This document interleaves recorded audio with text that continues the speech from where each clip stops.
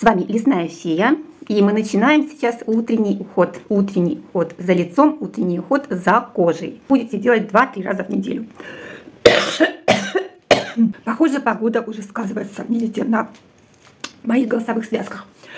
К счастью, у меня есть проверенное и надежное средство от кашля и простуды. Прежде чем поделиться полезнейшим рецептом, предлагаю вам поддержать мой канал лайками, хорошими комментариями, подписками. Не забывайте делиться этим видео с друзьями в социальных сетях. Вот это красивое растение с лиловыми цветками называется шалфей.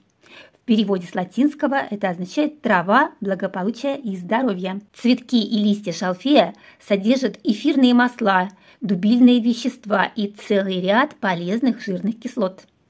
Растение обладает дезинфицирующими, вяжущими и противовоспалительными свойствами. Именно поэтому вот уже много веков подряд шалфей применяется для лечения болезней дыхательных путей и входит в состав многих грудных и легочных сборов.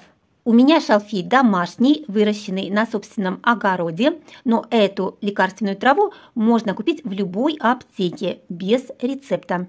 Помимо шалфея нам понадобится еще и молоко с высокой степенью жирности. Обезжиренное здесь не подойдет, ведь нам нужно сделать отвар, который будет обволакивать наши дыхательные пути, создавая вокруг голосовых связок защитную пленку. Поэтому чем жирнее молоко, тем лучше.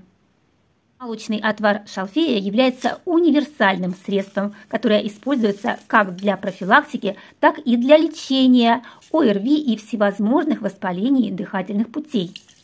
Варить в течение 10 минут на медленном огне. Следить за молоком и ни в коем случае не давать ему убегать.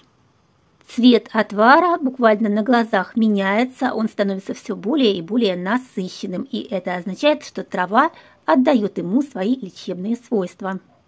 Снять с огня, накрыть крышкой, укутать и дать настояться в течение получаса, после чего процедить.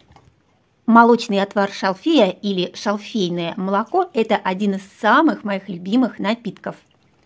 У него очень приятный вкус, и он быстро успокаивает боль в горле, кашель и благоприятно воздействует на голосовые связки. Именно поэтому в народе этот напиток называют чай для нежного голоса. Кроме того, шалфей обладает омолаживающими свойствами. Он улучшает кожу, качество волос, и принимая такой чай, вы будете не только лучше себя чувствовать, но и выглядеть значительно моложе и красивее. Я пью его перед сном по 1 чашке, и уже на утро проходит кашель, боль в горле, першение, охриплость, и мой голос снова становится звонким, и я готова снова работать и выходить в эфир.